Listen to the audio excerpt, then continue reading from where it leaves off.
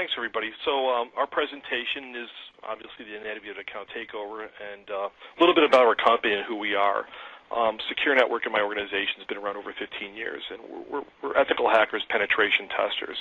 And our business focus is on finding vulnerabilities and finding and defeating security within institutions like banks, credit unions, hospitals, government facilities, and a lot of places that have regulatory compliance. And when I say that in defeating security, we do it a variety of different ways. And to give you some idea of who we are and what we do so that it gives credence to this presentation is we defeat everything. It'll be from the internet, from phone lines, from wireless networks, from web applications, to even the aspect of social engineering. We actually have a theater.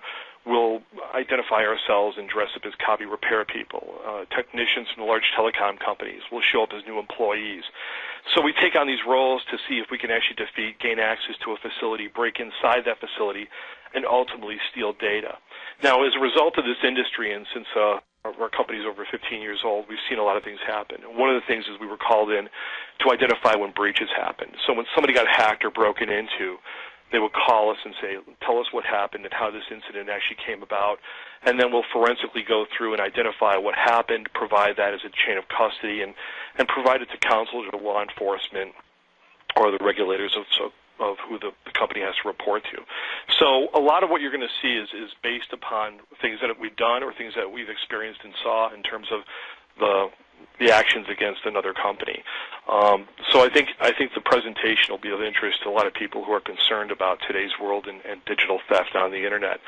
So our next slide is about techniques to take over an account. I'm going to give you a little bit of a history lesson here too to show you what's been going on in today's world. So if we go to the next slide, statistics for 2012, and these are done by Verizon. Verizon does a great job in terms of gathering up certain incidents, but last year was kind of a big year. 2011 was actually very large too, but it was interesting to look at these particular numbers for one reason. Last year, 81% of the breaches leveraged hacking techniques, things like port scanning, leveraging exploits, things that involved actual physically breaking machines and connections on the internet, which is large. If you go to the next one on the right, breaches leveraged by malware, 69%.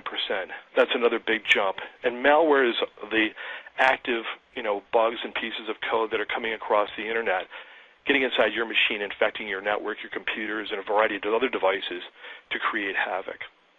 Now, as we look about the next item down below, 61% of the breaches use malware and hacking techniques. So now what's happened is today's hacker in today's world have realized that leveraging both hacking techniques and malware is a way of really, gaining control of an item or a computer and a network and gaining control of something of interest. With that, 82% of the attacks obviously leverage stealing credentials, and credentials are what makes everything happen. Having a username and a password, it gives you a lot of abilities, and it's the chess move that allows us to go from one machine to another machine to ultimately, if you want to become domain admin on a network, that's the goal there. So the hackers that are out there and for 2012 have really done an amazing thing. They're learning how to really use a lot of their tools and techniques for financial gain, and unfortunately they're doing a rather good job, and they're winning in a lot of respects. And a lot of the things I'll show you how they're doing this will be built into this presentation. So as we go to our next slide, who's doing this? And really it's the advanced persistent threat. And the APT was something that was actually named by the National Security Agency. And the National Security Agency was looking at who was constantly attacking and breaking into machines, and they wanted to identify particular groups. So what they did is they broke them into three particular groups that are out there. And those groups are foreign nationals, nation states, we have hacktivists and anarchists, and organized crime. Now, for this presentation, I think you're going to realize that a lot of this is organized crime, but I'll give you a little bit of an insight on the individuals that we're just talking about here. In terms of organized crime, or I guess nation states we'll start with, foreign nationals and nation states is primarily countries like China, France, South America, Russia, and places like that. Places that are going after government facilities, DoD organizations, Defense Department companies, or defense contractors and so on. And they're out there stealing intellectual property and gaining a lot of resources like that. A lot of nation states and foreign nationals have realized that it's a far more cost-effective measure to hack and break into a place and steal the blueprints or designs for cutting pieces of technology as opposed to building their own R&D. So they're on the rise, and foreign nationals and nation states and perhaps countries in Asia-Pac have also gained to learn that there's a lot of interest in financial institutions because our economy has a lot of interest to them in terms of, they're building their economies on our economies, and they have a lot of vested interest in our nation here. So there's a lot of things that are happening now from the foreign nationals and nation states where they're actually gaining access to financial institutions and looking at them. We recently had a breach that occurred at a bank, a large financial institution in New York, and what it stemmed from was a trip, an individual that had visited a location within China. And they believe, and from our forensics and from our report, we finally realized that we think that machine had been infected while in a hotel in China. They had brought that machine back. It had compromised the entire network of what's inside the U.S. here, and that's where it stemmed from. So it's interesting that somebody actually did that, and they clearly had an interest once they had a foothold within the U.S. The next groups that are out there are hacktivists and anarchists, and like one of the groups that are out there, probably the oldest group, has been Cult of the Dead Cow. They were out of Lubbock, Texas, and I think they're still in existence today. I'm pretty sure they are, and they've been around, and there's claims of things that they've done, but in a lot of respects, I think they're just a bunch of guys that are out there that are doing some interesting things on the internet, perhaps not so much that are up to par in terms of their legalities, but once again, I think their visibility and their ability to gain access to them has led them to believe they're not as bad as people make them out to be. The next group that's out there, I'll push to the next slide, is LulzSec. And LulzSec has done some things that are out there. In fact, they've made the news in a variety of different places, but places like Sony Pictures, HB Gary, I believe they took the CIA offline. They're another hacktivist and anarchist group that's out there. And usually if they have a beef with somebody, that's the reason they're going to be doing these things. So LulzSec has obviously made their mark in the industry as well as a hacktivist group.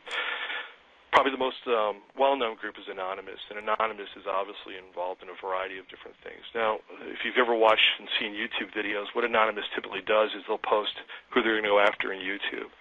And typically what happens is if they have an axe to grind with a company or an organization and they feel as if they have to become judge, jury, and executioner, they're going to make their point and they're going to do it. They also claim they have no leadership. So what happens is they call to arms on sites like 4chan, and what they'll do is they'll rally groups. They'll indicate that this is the problem with a particular company and organization. And then if you want to jump in on the bandwagon and go after them, what they'll do is they'll craft a video, indicate that now you've been warned. Once that warning takes place, they'll give you a time frame of when that may happen. In one recent case that we did, the company was threatened, and the time and date that they indicated in the video from what they said, from what they displayed, was about a year. And within that year is when that company got struck. So it was interesting that they'll give you about 365 days of when something could happen. But if you're warned, and this particular company, when they were warned, they took it very seriously because things happen. So I guess in terms of hacktivists and anarchists as well as foreign nationals, we can give you a little bit of an idea who those people are. But the organized crime groups and people that we're going to be talking about are individuals like Vladimir Lenin. And Vladimir Lenin was somebody who goes back in time. One of the earliest hackers that are out there. He broke into Citibank, and he was required to pay back some restitution. I believe he served some time as well. He was also arrested, I think, in Israel and the Netherlands. And once again, early on, these guys would get caught, and there wasn't a lot of prosecution, or they didn't know how to prosecute them. So I think his restitution was around, I think, like $400,000 or so on. But he did serve 36 months, and I think that, I think he's still out there. Whether or not he's in jail or what he's doing now, I really don't have no idea. But another guy that was out there is Tenenbaum. He did numerous government and financial institutions. He was actually an interesting guy too, because he was praised by one of the Israeli prime ministers, as really a good hacker, and perhaps the Israelis had used him at some point. But he was also involved in some credit card fraud, and I think it was publicized that it was around $1.5 million that he had stolen that's out there. He served a couple plea bargains, and then finally I think what happened was he was ordered to pay like around $500,000 in restitution and some probation. So it was interesting to watch this individual go from a kind of like a digital spy to an organized criminal, and then in turn kind of work with authorities, because I think he's serving some probation and actually serving as some sort of consultative role. The next person that's out there is probably the most famous, because it's one of the most recent things, and one of the largest things is Albert Gonzalez, and he was part of Shadow Crew. But his involvement was kind of big. TJ Maxx had made a lot of papers that were out there, and his world of breaking into places like Dave & Buster's, and I believe Heartland was another big one. That was a really big deal.